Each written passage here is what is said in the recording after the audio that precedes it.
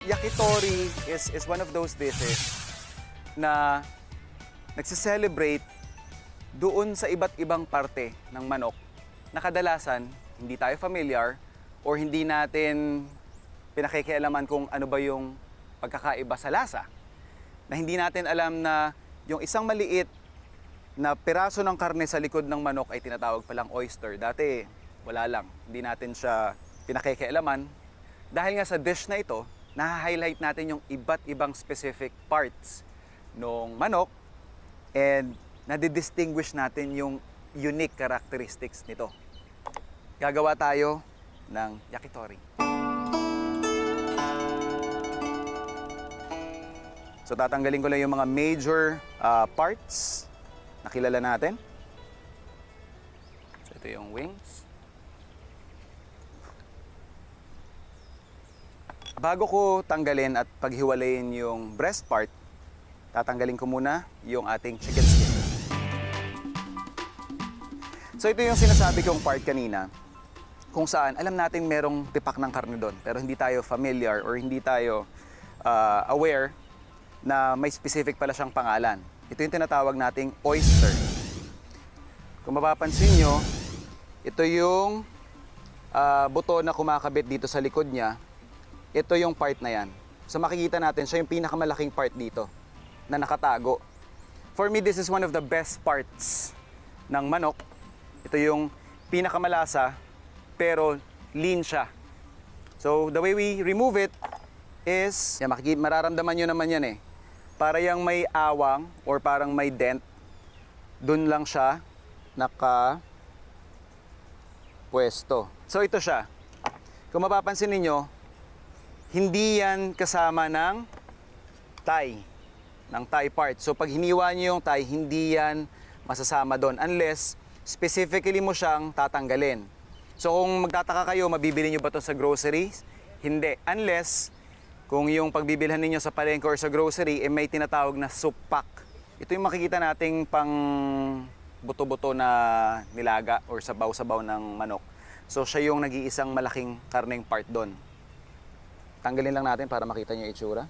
Ito yung sinasabi kong dent.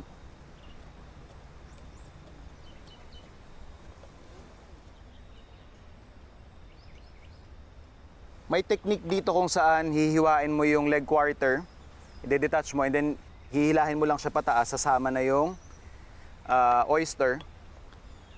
Sige, so yan siya. Yan yung una nating oyster. Then tatanggalin ko lang yung pangalawa.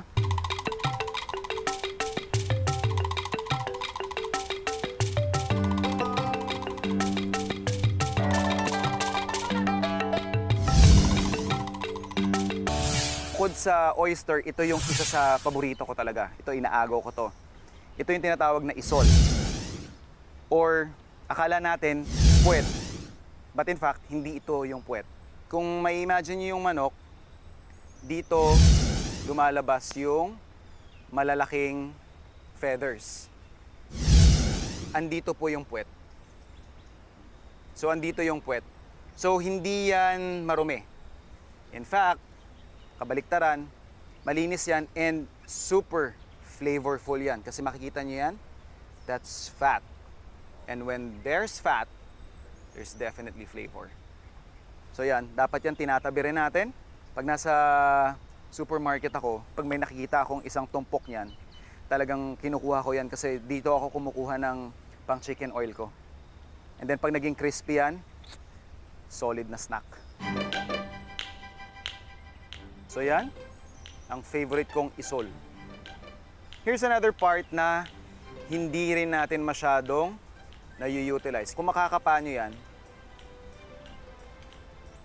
definitely meron pang karne dyan. So, we'll just remove that.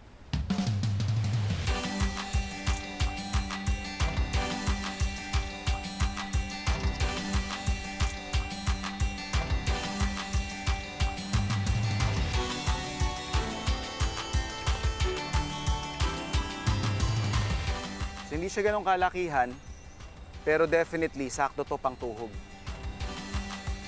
Yan, lagyan natin dyan. Then, kukunin ko rin yung kabila.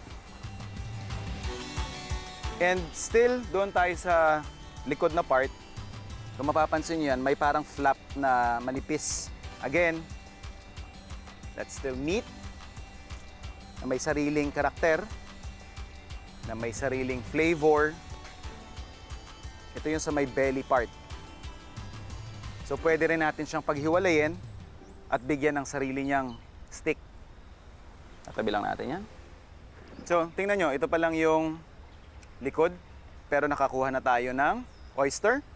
And then meron tayo ditong isol and yung meat dito sa gilid sa may butt area. And yung nakita nating flap dito, yung manipis sa may tagiliran ng manok. So meron na tayong 1, 2, 3, 4 na cuts agad. And yung ating breast. Tatanggalin lang natin to.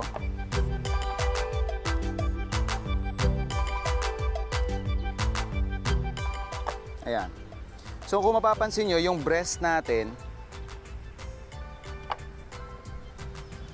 may dalawa siyang layer. Ito yung pinaka chicken breast. And then yung nasa loob na yan, yan naman yung tender or yung tenderloin. Kung mapapansin nyo, so tatanggalin ko lang muna ito.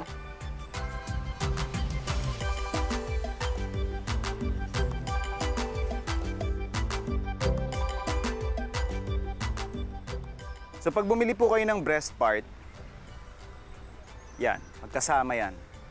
Ganyan yan. Ganyan ang itsura niyan. Pero yun nga, dahil hindi natin masyadong pinapansin yung maliit na detalye na yan, akala natin talagang ganun lang sila magkasama. When in fact, kung akala nyong malambot na yung nasa labas, ito yung mas malambot. Although ito lang yung part na siguro kailangan nyo lang linisin. Kasi syempre yan yung parang litid.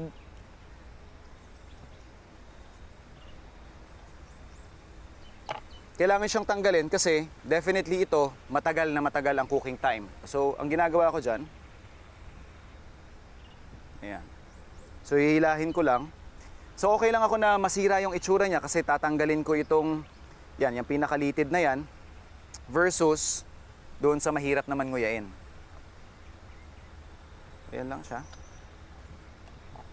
Ito na yung malinis natin chicken tender. So next up, yung ating wings. So yan, kapag sumusugod kayo sa mga Anli Wings na restaurant, pag kumukuha kayo parang kain lang. Hindi natin alam na may 3 part ang wings. So ito yung drummet, flat, and yung tip. So ikakat ko lang siya into 3 separate portions. Kung makikita ninyo, ito, medyo familiar tayo dito sa drummet kasi ito yung ginagawang chicken lollipops. Lalo na pag ganito kalalaki yung manok. So ito si flat or wing it. So ito yung 3 separate parts and segue lang ako.